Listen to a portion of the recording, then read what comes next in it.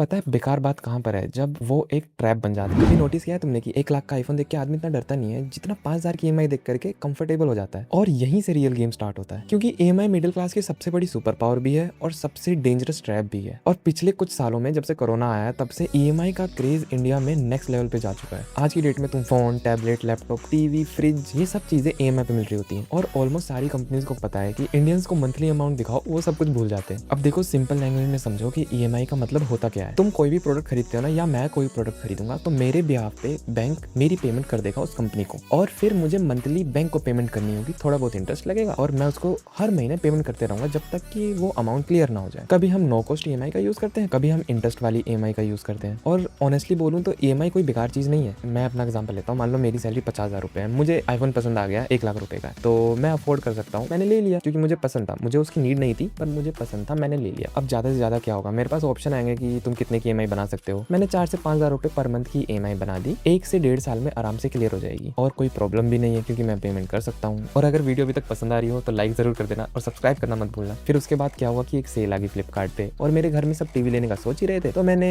Discount देखा और TV अच्छा सा देखा, उसे खरीद लिया। ये हो गया। फिर मैंने उसी वक्त सोचा कि यार सेल चल रही है, मेरा फेवरेट लैपटॉप भी मिल रहा है, काफी डिस्काउंट है इसके ऊपर, तो मैं वो भी लेता हूँ। तो मैंने अनजाने में 3 ईएमआई ले लिए। अब लोग क्या करते हैं, लोग ऐसे ही ईएमआई पे ले लेते हैं, जैसे कि टीवी हो गया, वॉशिंग मशीन, मतलब जो भी उनको चाहिए वो ले लिया, चाहे उनको नीड थी या नहीं। मान लो उनके घर में एक पहले से ही सामान पड़ा था पर उन्होंने उसकी नई जनरेशन देख ली, उन्हें वो पसंद आ गई, वो जाके ले आए, उनको उसकी नीड नहीं थी। ऐसे ईएमआई हम बना लेते हैं। और ऐसे हम ना कोई प्रोडक्ट खरीद नहीं रहे हैं, हम बस अपनी मंथली पेमेंट्स कलेक्ट कर रहे हैं। मतलब जो हम अर्न कर रहे हैं ना, वो हम मंथली किसी को दिए जा रहे हैं। और मतलब ये इजी भी फील होता है ना कि आराम से सब कुछ मैनेजेबल है और मेरे पास प्रोडक्ट भी आ गया। मतलब मेरे पास सेविंग हो या ना हो, मैं ईएमआई पे वो चीज ले सकता हूँ और मैं यूज भी कर पा रहा हूँ, तो क्यों ना लूं, है ना। इतना सबको लगता है, ठीक है। पर पता है बेकार बात कहाँ पर है, जब वो एक ट्रैप बन जाता है कि मतलब तुम्हारी सैलरी जितनी है तुमने उससे ज्यादा की ईएमआई ले ली है। तो देखो, हम इसे डिफरेंशिएट कैसे करें कि हमारे लिए एक गुड ईएमआई कौन सी है और एक बैड ईएमआई कौन सी है। अगर कोई चीज तुम्हारी लाइफ में तुम्हारी स्किल इंप्रूव कर रही है, या तुम्हारी करियर ग्रोथ में हेल्प कर रही है, या तुम्हारी इनकम जनरेट कर रही है, तब तक वो बढ़िया ईएमआई है, क्योंकि तुम उससे इनकम जनरेट कर रहे हो ना, तो तुम उसे पे भी कर सकते हो ना। जैसे एक एग्जांपल देता हूँ कि कोई स्टूडेंट है, उसके लिए लैपटॉप हो गया। वैसे ही अगर कोई फिल्म मेकर है तो उसके लिए कैमरा बहुत इंपॉर्टेंट होता है, फोन से थोड़ी करेगा वो। वैसे ही मान लो कोई एडिटर है तो उसके लिए मैकबुक इंपॉर्टेंट हो गई। ये सारी आपकी नीड्स होती हैं और इससे तुम इनकम जनरेट कर रहे हो, तुम्हारी करियर ग्रोथ हो रही है, तुम्हारी स्किल इंप्रूव हो रही है, तो ये कोई बेकार इंपैक्ट नहीं डाल रही है। पर वहीं पर अगर तुम्हारे दिमाग में डिजर्व बेटर वाला इल्यूजन आता है ना कि ये चीज तो मेरा काम कर रही है पर मैं इस चीज को डिजर्व करता हूँ, तो वो कोई सेंस नहीं बना रहा होता है। अगर तुम फिल्म मेकर हो, तुम्हारे को 2.5 लाख के कैमरे की नीड है, तुम्हारा काम आराम से हो जाएगा 2.5 लाख के कैमरे में, पर तुम जाकर के 8 लाख वाला कैमरा उठा के ले आते हो। या कोई तुम स्टूडेंट हो या कोई नॉर्मल यूजर है जिसे फोन चाहिए ना, 25 से 30 हजार के फोन में उसका काम हो जाएगा, पर नहीं, तुम जाके 1 लाख वाला फोन लेके आ रहे हो। तुम्हें पता नहीं उसका यूज क्या है पर तुम लेके आ रहे हो, और इसका रीजन क्या है कि तुम्हें शो ऑफ करना है कि तुम्हारे पास इतना बढ़िया फोन है। ऐसी कई सारी चीजें होती है। और इसके बाद फिर होता क्या है, तुम काफी टाइम के लिए ईएमआई में फंस जाते हो, 1-2 साल के लिए, जो 6 महीने में खत्म हो सकती थी। और अगर तुम कोई प्रोडक्ट लेने जा रहे हो, या मैं ही कोई प्रोडक्ट लेने जाता हूँ ना, तो मैं अपने आप से सिर्फ 2 क्वेश्चन पूछता हूँ, क्या मैं ये जो चीज लेने जा रहा हूँ ये मेरी रियल लाइफ में कोई इंपैक्ट ऐड कर रही है, कोई वैल्यू ऐड कर रही है या नहीं। और सबसे इंपॉर्टेंट बात कि मैं इसको अफोर्ड कर सकता हूँ कि नहीं। और इंटरनेट पे एक टर्म बहुत वायरल है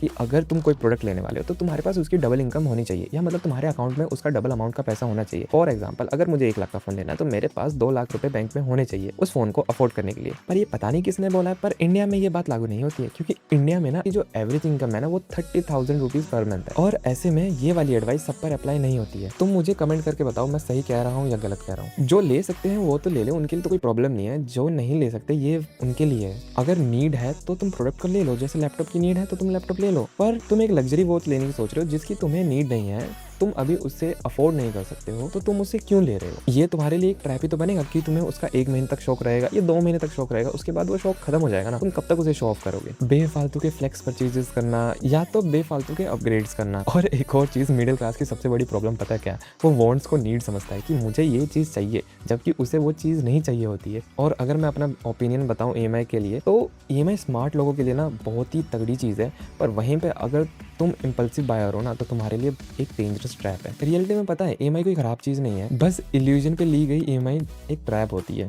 अब मैं बार बार इसे ट्रैप कह रहा हूँ, इसका मतलब थोड़ा ना इन डेप्थ जाके समझो। तुम अपने आप से सोचो कि कोई चीज तुम खरीद रहे हो ईएमआई पे जिसकी तुम्हें नीड नहीं है। मान लो 2 लाख की चीज है, उसकी 2 साल की ईएमआई बनी है, तुम्हें उसकी नीड नहीं थी पर तुमने वो ली, समझ रहे हो, तुम फंस चुके हो। अगर मैं कोई हाइपोथेटिकल सिचुएशन लूं, मैंने एक फोन लिया 2 लाख का, मैंने उसकी ईएमआई बना ली 2 साल की, कोई प्रॉब्लम नहीं क्योंकि मैं पे कर सकता हूँ। बट आज की डेट में तुम्हें पता होगा, मुझे भी पता है कि एआई आ रहा है। अभी हम देख रहे हैं कि एआई कितनी जॉब्स रिमूव कर सकता है, और मेरी कोई पैसिव इनकम नहीं है, मेरे पास कोई सेविंग्स नहीं है, मैं बस अपनी जॉब पे डिपेंडेंट हूँ। और अगर मैं सोचता हूँ कि मैं जॉब चेंज करूँ या मैं जॉब छोड़ने की सोचता हूँ परेशान होने की वजह से, तो मैं वो नहीं छोड़ सकता हूँ, क्योंकि मैं एक ट्रैप में फंस चुका हूँ। मैंने एक फ़ोन लिया जिसकी मुझे ईएमआई भरनी है, और अगर मैंने वो ईएमआई नहीं भरी तो वो मेरा फ़ोन लॉक कर देंगे, मेरे से फ़ोन लेके चले जाएंगे, और इसी रीज़न की वजह से ना इसे ट्रैप कहते हैं। तो देखो, एंड में मैं एक ही चीज़ कहूँगा कि तुम ईएमआई लो, मैं मना नहीं कर रहा हूँ, पर रियलिटी की चीज़ों को देख करके रो कि तुम्हें रियल में उसकी कितनी नीड है, कितनी नीड नहीं है। किसी के कहने पे कोई चीज़ मत लो, अपनी रिसर्च करो, अपना ब्रेन यूज़ करो, क्योंकि जब तुम अपनी रिसर्च करते हो ना तो तुम्हें सीखने को मिलता है भाई। और आज की डेट में इंटरनेट पे ना सब कुछ अवेलेबल है, जो तुम सोच सकते हो ऐसी कोई चीज़ नहीं है जो तुम सीख नहीं सकते हो, वो भी फ्री ऑफ कॉस्ट। इससे याद आया, मैंने एक रील देखी थी, शायद पिछले साल देखी थी। एक बच्चे ने आईफोन लिया था, वो कैश लिया था, वो कोई अमीर घर का लड़का नहीं था, कोई मिडिल क्लास घर का लड़का नहीं था, गरीब परिवार से था।